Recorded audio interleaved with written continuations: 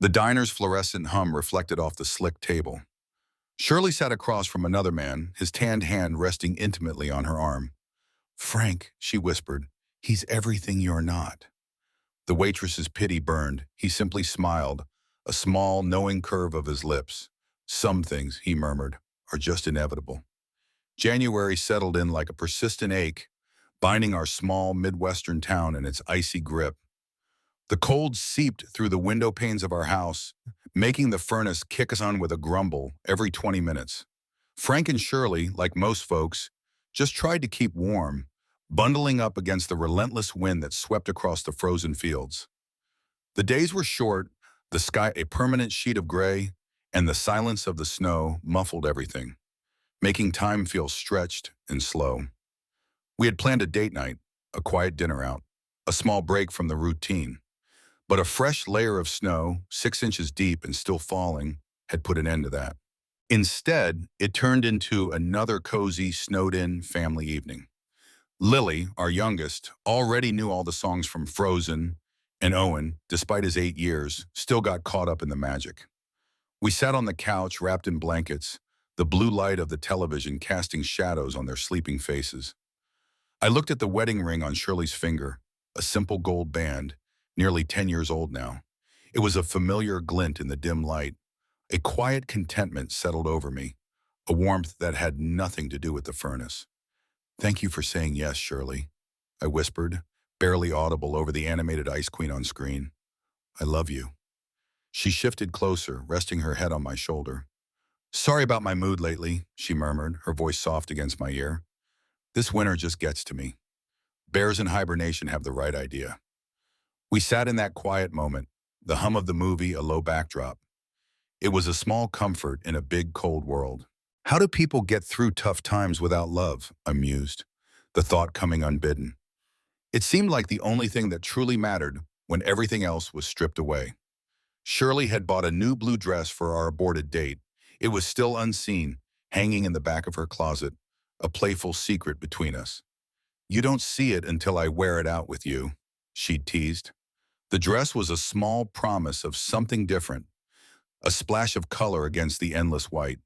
The snow finally melted in late January, turning the streets into slushy brown rivers. Life returned to its predictable routine. Yet a subtle restlessness lingered, a quiet hum beneath the surface. The kids, usually so resilient, even seemed a bit on edge, their squabbles more frequent, their laughter a little less carefree.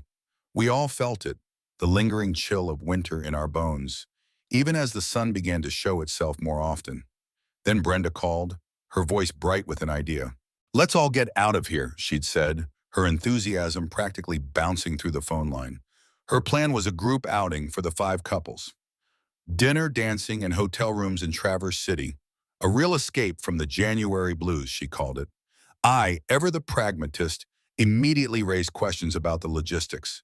The cost of 5 hotel rooms, the drive, getting babysitters for all the kids. It sounded like a lot, but Shirley's excitement was infectious. I could see the light in her eyes, a spark I hadn't seen in weeks. She started listing off all the couples she'd call. "All right," I said, conceding, "but I have one condition." She stopped mid-sentence, looking at me expectantly. "You wear the dress you bought for our date night, the one I still haven't seen." Her eyes sparkled then, a genuine, unburdened joy. "You got it," she said, her smile wide. The evening of the outing arrived. I stood at the bottom of the stairs, adjusting my tie, a nervous habit. Shirley appeared at the top and my breath caught. The blue dress was stunning, a deep sapphire that shimmered as she moved. It hugged her frame, revealing curves I had seen 1,000 times but now felt new, rediscovered. For a moment I was speechless. She looked like a woman in a magazine, not the Shirley who shared my mornings and my quiet evenings. She descended slowly, her hand gliding along the banister. When she reached the last step, she looked up at me, a soft, familiar smile gracing her lips. "It's still just me," she whispered. And in that moment, the stunning vision became my Shirley again, the comfort of her presence settling around me. I felt a flicker of hope then, a warm current beneath the cool surface of winter, a promise of rekindled joy, something just for us, as we prepared for the night out. The Madison Uptown restaurant was abuzz with the low hum of Friday night energy when the five couples arrived.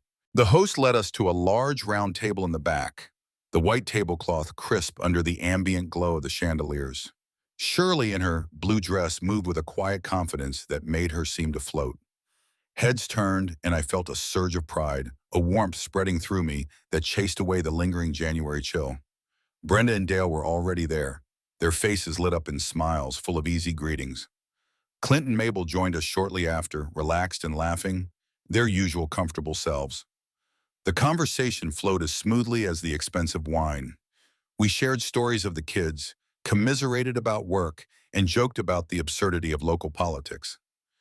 It was a rich dinner, a welcome respite from the whinnying, gray winter, filled with the easy camaraderie of old friends.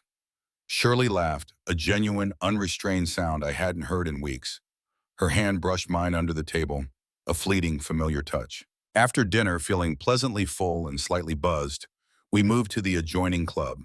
The air was thicker here, alive with the pulse of live music. A local band, surprisingly good, was playing classic rock, the kind that made you tap your foot without thinking. The dance floor was already filling up. Shirley was drawn to it instantly. Her eyes, usually so calm, held a mischievous glint. She took my hand, pulling me towards the crowd. "Come on, Frank," she urged. "Let's dance." I wasn't much of a dancer, never had been, but I let her lead. She moved with a natural grace, uninhibited, her blue dress swirling around her. I watched her, smiling, content to be her anchor as she spun.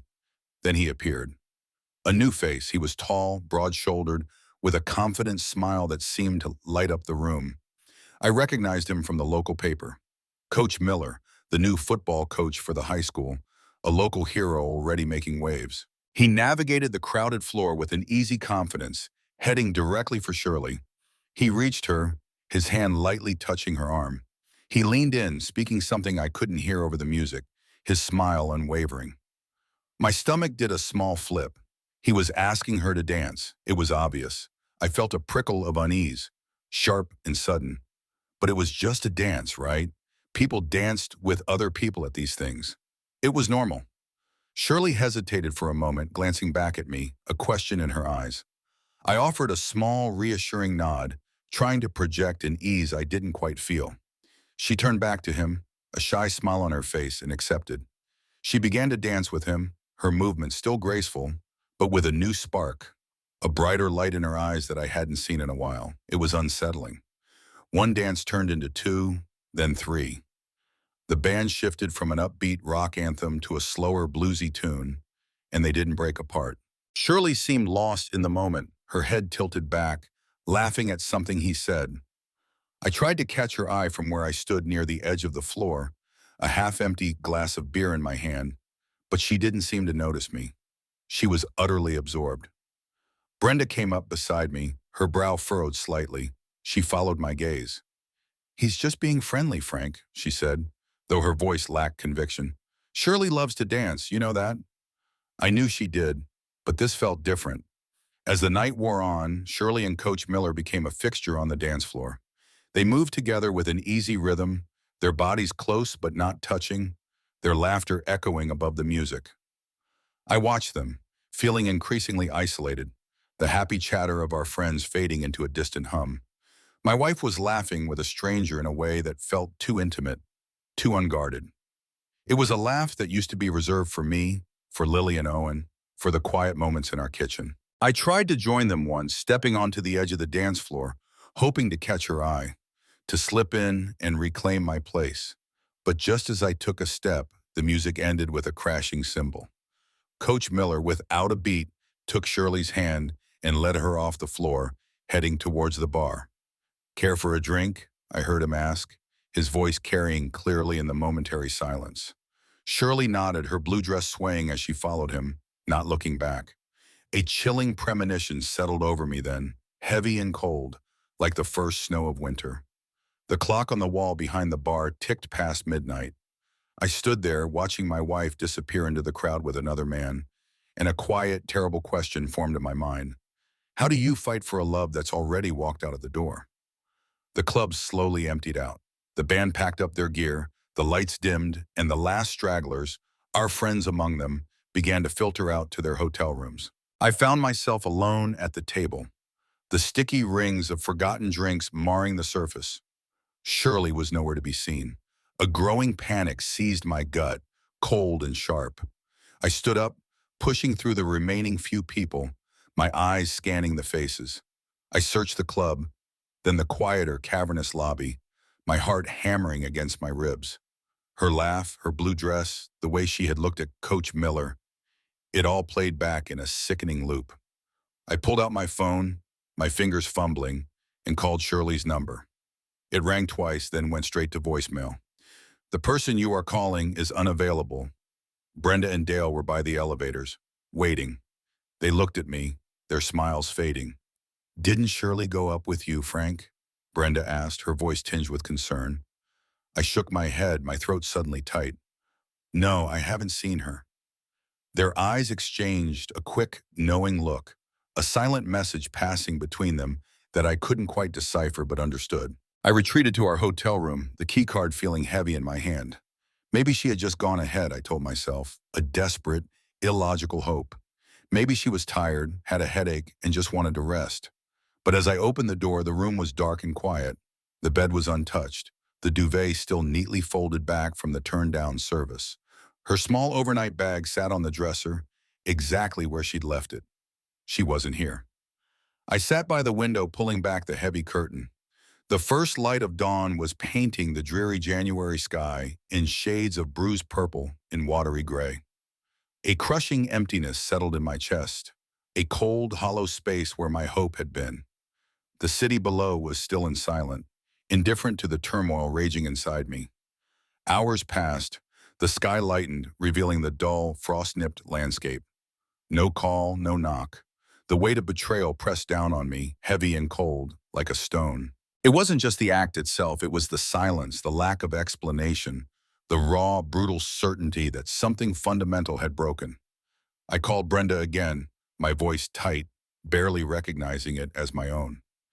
She never came back to the room, Brenda, I said, the words feeling brittle on my tongue. She's gone. The silence on her end was long, pregnant with unspoken questions. Then a soft exhale. Oh, Frank, I'll check with the others, but... Oh, Frank. The collective silence that followed spoke volumes, a chorus of unspoken shock and grim understanding. I packed Shirley's small bag, then my own, moving through the motions mechanically. I drove home in a daze, the city quiet and gray beneath the morning sky. The celebratory mood of last night, the easy laughter and bright lights, felt like a cruel, distant memory. Each mile on the highway felt like another turn of the knife.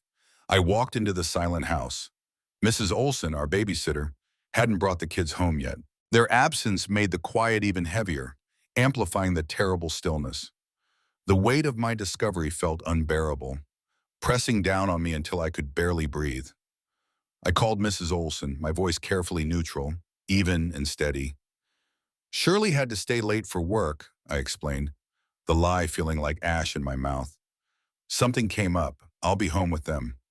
She accepted it, her tone none the wiser. The thought of telling Lily and Owen, of watching their innocent faces crumble, was a pain I couldn't yet contemplate. I sat at the kitchen table, the familiar yellow formica gleaming dully under the fluorescent light. The quiet hum of the refrigerator was the only sound in the house, a constant low thrum against the ringing in my ears. I felt utterly alone, my world fractured into a million sharp, unforgiving pieces.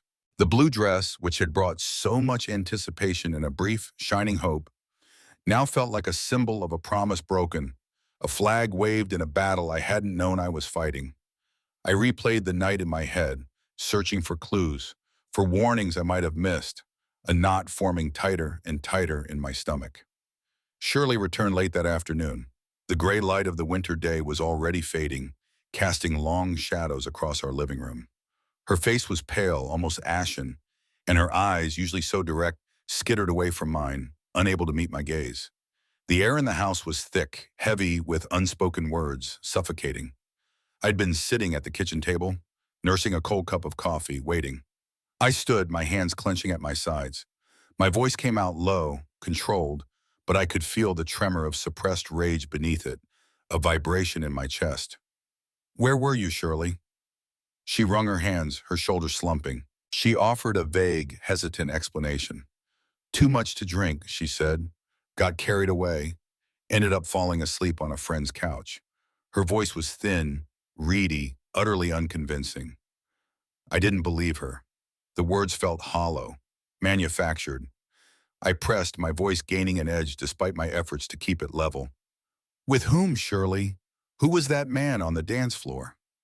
She flinched, her eyes finally lifting to mine for a fleeting second before dropping again. Her voice was barely a whisper when she confessed. "Coach Miller." She spent the night with him. The words hung in the air, heavy and poisonous. "It meant nothing, Frank," she added quickly, a desperate plea. "It was a mistake." A physical blow, that's what it felt like. A fist to the gut, sucking the air from my lungs. "A mistake?" The word tore from me, raw and incredulous. "A mistake? You just walked out, Shirley. You just left." The memory of her blue dress, the way she had followed him, not looking back, was seared into my mind. I demanded details, needing to understand, needing to see the edges of this new ugly reality. And I admit wanting to inflict a little of the pain she had just inflicted on me. "Did he make you feel special?" I asked, my voice laced with venom. "Did he look at you the way I used to, the way I still do?" She broke down then, the quiet, contained woman collapsing into a heap of shame and regret. Tears streamed down her face, her shoulders shaking with sobs. "I don't know why," she choked out, her words fractured. I lost myself for a moment. It won't happen again, Frank. I swear." Just then the front door opened, and the innocent, joyful voices of Lily and Owen spilled into the house. They had just returned from Mrs. Olson's, their faces rosy from the cold, oblivious to the storm raging within our walls. Their innocent joy was a stark contrast to the tension in the room, a painful reminder of what we stood to lose. I forced a smile onto my face, a brittle, fragile thing, pretending everything was fine for their sake. "Hey guys," I managed, my voice sounding strained even to my own ears. Shirley, still sniffling, mumbled a greeting, then retreated quickly to our bedroom, the door clicking shut with a soft finality. The house, once a sanctuary, now felt suffocating. It was filled with the echoes of her confession, the ringing silence of her betrayal. I spent the evening going through the motions with Lily and Owen. Homework, dinner, bedtime stories. My mind reeled, a storm brewing inside me, a silent, furious tempest that threatened to consume everything. Later, after the children were asleep, the house quiet once more, I found a blanket and a pillow. The bed in our room, the bed we had shared for nearly 10 years, felt like a foreign country now, a forbidden territory. I slept on the sofa, the springs creaking under my weight, the distance between us already vast and unbridgeable.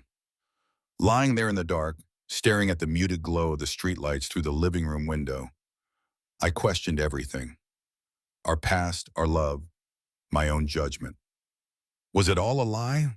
Had the foundation we built been nothing more than sand? The days that followed, Shirley's confession settled into a brutal dance of avoidance and quiet hostility. She tried to act normal, moving through the house, preparing meals, speaking in a measured, even tone. But I couldn't. Every glance, every touch, every shared silence felt tainted. The air between us was thick, a suffocating weight. One morning, as I helped Lily with her breakfast, she looked up at me, her small face serious. "Why isn't Mommy sleeping in your bed, Daddy?" My heart clenched. I fumbled for an answer, something vague about Mama needing her space, needing quiet sleep. Her innocent question felt like a direct hit, a reminder of the fractured reality we were living. At work, my focus was shattered. I stared at spreadsheets, the numbers blurring, my mind replaying scenes from that night. Colleagues noticed, of course. Ted from accounting stopped by my desk. "Everything all right, Frank? You seem a little, distracted." I mumbled something about winter blues, about having a lot on my plate. They nodded, but their eyes held a knowing look. People always knew, or at least suspected. Brenda called, her voice tentative and apologetic. She and Dale were clearly uncomfortable, unsure how to approach the situation without digging too deep. "Just checking in," she'd said. "How's everything?" I gave her the same vague platitudes I'd given Ted, and she let it drop, the relief in her voice palpable. Our friends were trying to navigate the wreckage of our lives as carefully as possible. I started to piece together fragments, bits and pieces I'd dismissed as nothing before. Hushed conversations I'd overheard when Shirley thought I was out of earshot. Fleeting glances she'd exchanged with strangers when we were in public. A lingering feeling of vague unease I'd pushed down, telling myself I was being paranoid. Now it all coalesced into a sharp, painful clarity. There were subtle changes in Shirley, too. A new, almost defiant confidence in her posture. A guarded look in her eyes, as if she were protecting a secret. And the way she answered her phone, quickly, quietly, often stepping into another room. Each small detail was another thread unraveling the tapestry of our shared life. The weight of my anger began to settle in, a cold, hard knot in my stomach that made eating difficult, sleeping nearly impossible. It wasn't a fiery rage, but a deep, pervasive bitterness. It coiled around me, squeezing. One evening after the kids were in bed, I confronted Shirley again. I was calmer this time, the initial shock having given way to a chilling resolve. But there was a steel in my voice that I hadn't heard before, a new hardness. This wasn't just a moment, was it? I asked, my gaze steady on her. How long? She retreated immediately, pulling into a shell of denial and minimal communication. Her face became a mask. I told you, Frank, it was a mistake.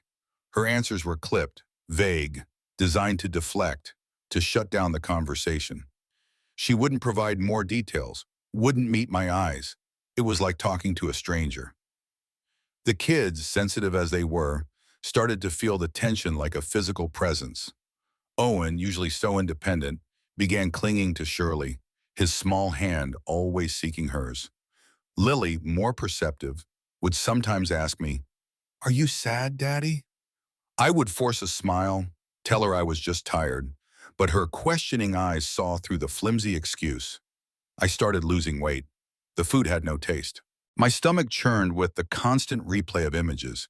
Shirley laughing with Coach Miller, her hand in his, the way her blue dress had swirled around her as she walked away. It was a continuous loop of agony. I considered telling our friends, unleashing the story, letting them know the truth. But the shame held me back, a crushing weight, the fear of their judgment, of their pity, of seeing our perfect little family dismantled in front of them, was too much. I started observing Coach Miller. I'd see him around town at the gas station driving his truck past the hardware store. Each sighting was a fresh surge of bitterness, a helpless rage that had no outlet. He seemed oblivious, living his life, while mine lay in pieces. Sometimes I found myself driving aimlessly, cruising the quiet, snow-dusted back roads, the truck's engine a low hum against the silence.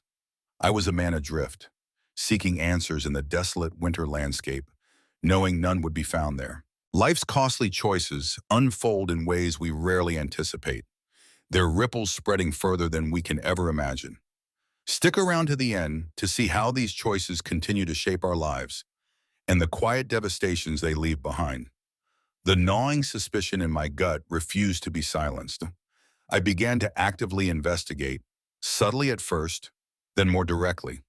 I asked around carefully about Coach Miller, not in a direct, accusatory way, but through casual conversations at the lumberyard, over a beer at the VFW. People talked in a small town.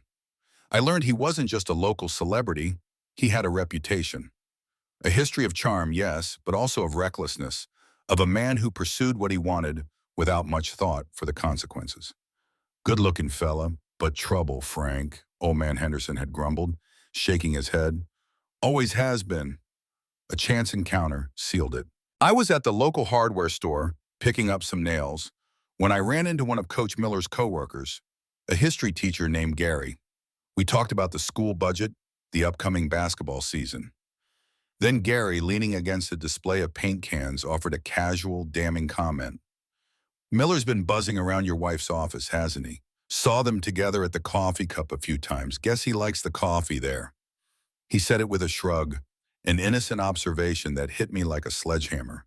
The coffee cup, where Shirley sometimes grabbed lunch during her work breaks.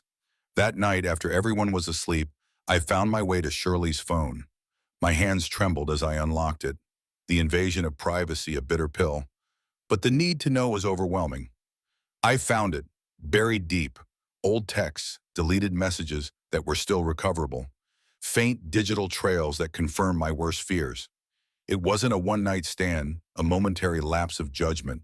This had been ongoing, a secret life hidden beneath the surface of our quiet, predictable existence. The realization settled over me, cold and heavy.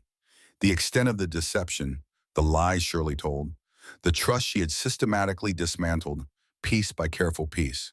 The pain intensified, turning into a burning resentment. I felt like a fool, an oblivious husband, blind to what was happening right under my nose.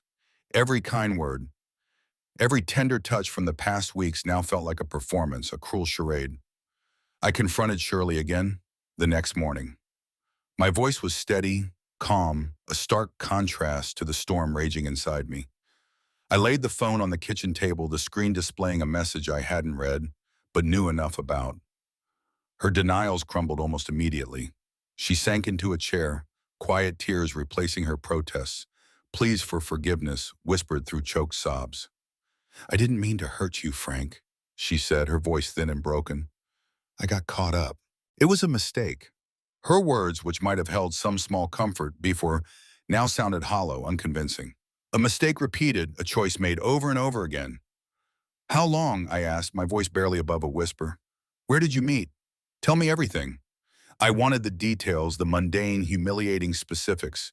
I wanted to understand the depth of the betrayal, to trace the path she had walked away from me.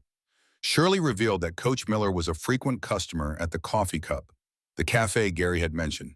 She'd seen him there for weeks, maybe months. Casual greetings, then longer conversations. An innocent connection, she insisted, that had slowly, insidiously grown into something else.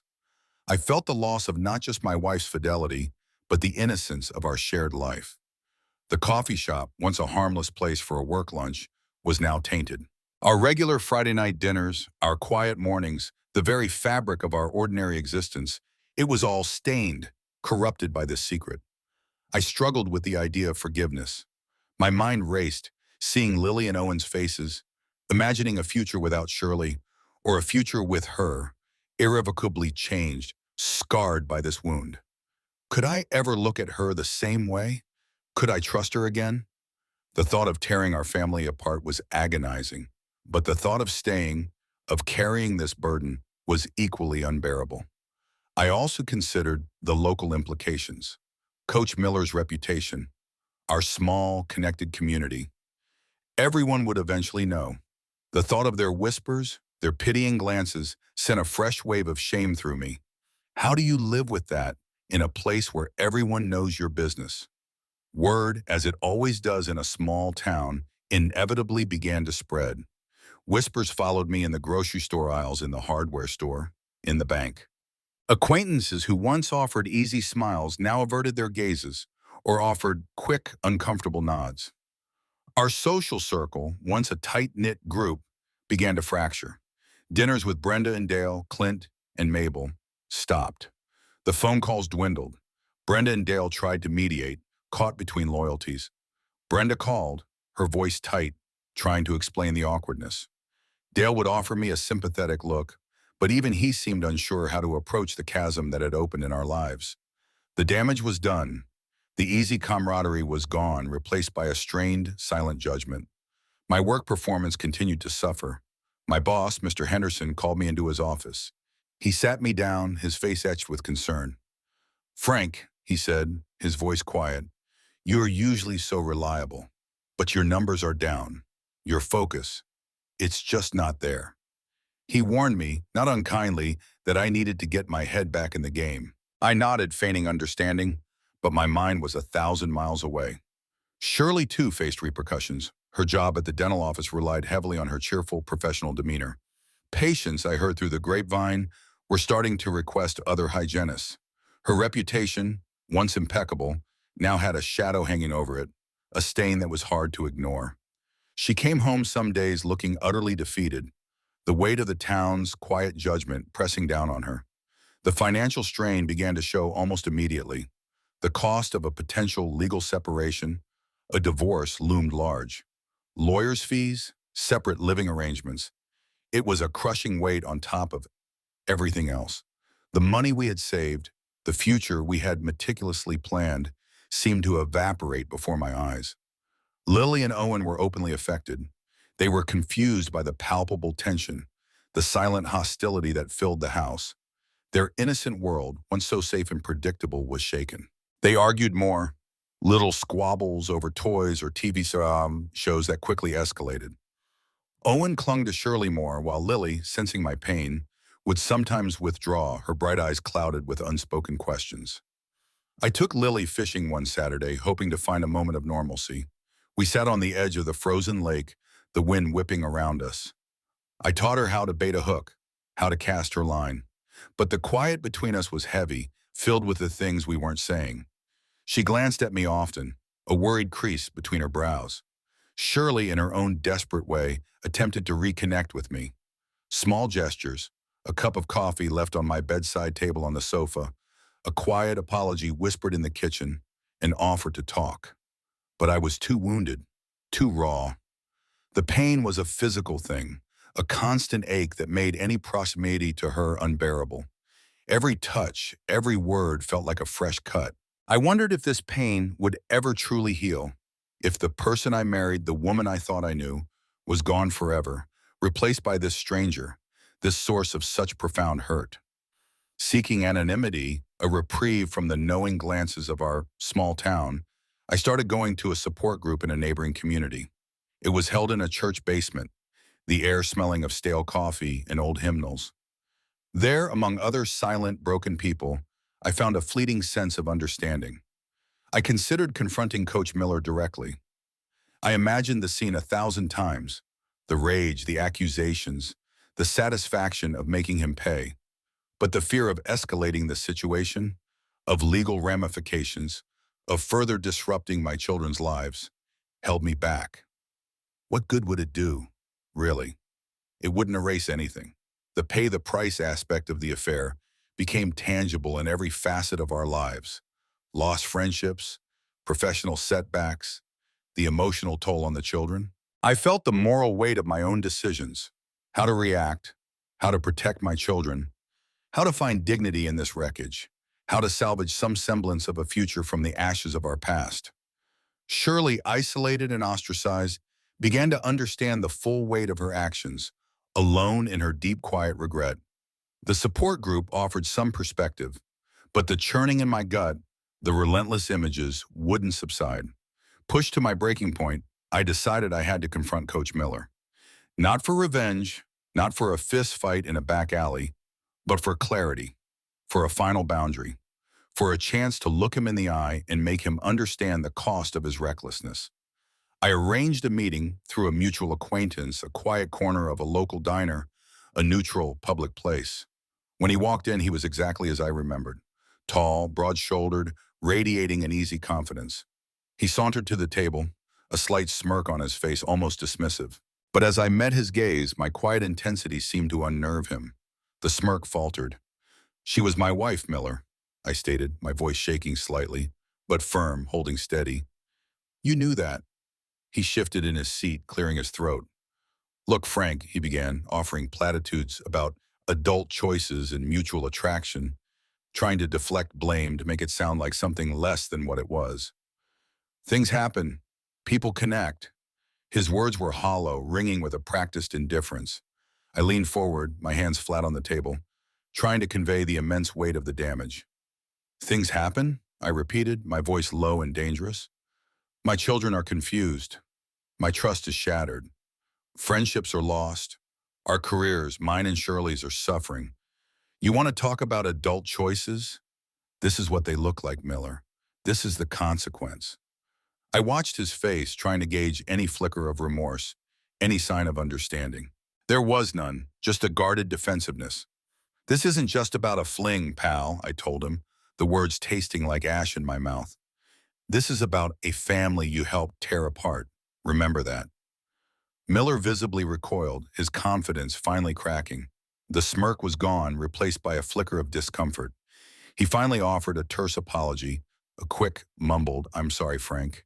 That felt hollow, insincere, a formality he felt compelled to offer. Stay away from her, I said, my voice hardening. Stay away from my family. This is my final warning. I stood up, leaving the untouched coffee on the table, the scent of stale diner food suddenly sickening. He watched me go, his eyes following me until I walked out the door. The confrontation, while not violent, left me drained, my muscles tense, my head pounding.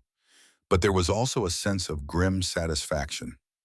I had stood my ground, I had looked him in the eye, and told him what he had done. It wouldn't fix anything, but it was something. Shirley learned of the confrontation later that day.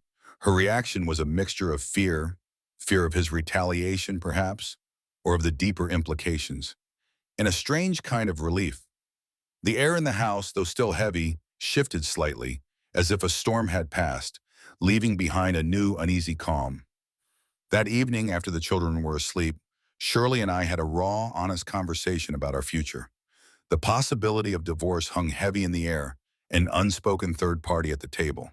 We discussed the children, their stability, what a separation would mean for Lily and Owen. We talked about living arrangements, about shared custody, about how we would explain this irreparable fracture to two young, innocent minds. I contemplated the long road to healing, if healing was even possible for us. Could we ever truly come back from this? I was forced to consider what I could and could not live with, what parts of myself I was willing to sacrifice to keep a semblance of a family together, and what parts were simply too broken to mend. Frank and Shirley decided on a path forward, one that was painful but necessary for the children's sake, if not entirely for their own. It was a choice made not out of a sudden surge of renewed love, but out of a grim, shared understanding of responsibility. They attempted therapy, a last-ditch effort to communicate, to process the trauma that lay between them, and to understand, if possible, what had gone so wrong.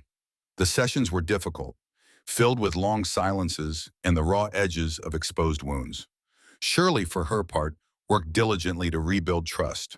Small steps, consistent effort, facing the consequences of her choices head-on. She started small, answering her phone openly, offering details of her day without being asked. I, though still deeply wounded, saw her efforts, a flicker of the woman I had loved, the woman I had thought I knew. But the trust was fragile, forever altered, a cracked pane of glass that could never be truly seamless again. Our relationship with Brenda and Dale slowly began to mend. It was built not on easy laughter, but on a foundation of shared history and a difficult, quiet forgiveness. Dinner started again, subdued at first, but slowly conversation found its way. Lily and Owen, resilient as children often are, began to find a new equilibrium. They noticed the change in their parents, the calm that, however fragile, was slowly replacing the storm. I understood then that paying the price was not a single event, a conversation, or even a confrontation. It was a continuous process of living with the aftermath, a daily negotiation with betrayal, grief, and the slow, arduous work of rebuilding. The quiet Midwestern town, which had once felt like a sanctuary, now carried the weight of memory and judgment, a constant reminder of our public failing. Shirley, in her own way, came to terms with her actions, acknowledging the deep moral breach, finding a new, harder understanding of herself. She moved through life with a quiet humility, the defiance gone, replaced by a settled regret. I found solace in my children, in the simple routines of life, making breakfast, helping with homework, reading bedtime stories. I found a quiet strength I never knew I possessed, a resilience born of necessity. The blue dress, once a symbol of excitement, then a stark reminder of betrayal, now hung in the back of her closet, just a dress, a relic of a different time, a different woman, a different future. The future remained uncertain, a path stretching out before us, obscured by shadows and lingering doubts. But Frank and Shirley, scarred but perhaps wiser, chose to move forward, one hesitant step at a time. This story concludes not with a perfect ending, but with a realistic one. The family unit redefined, the meaning of love and commitment reevaluated under the harsh light of experience, forever changed by the winter's chill. Life goes on in the quiet, unyielding heartland, carrying its burdens and its quiet, resilient hopes.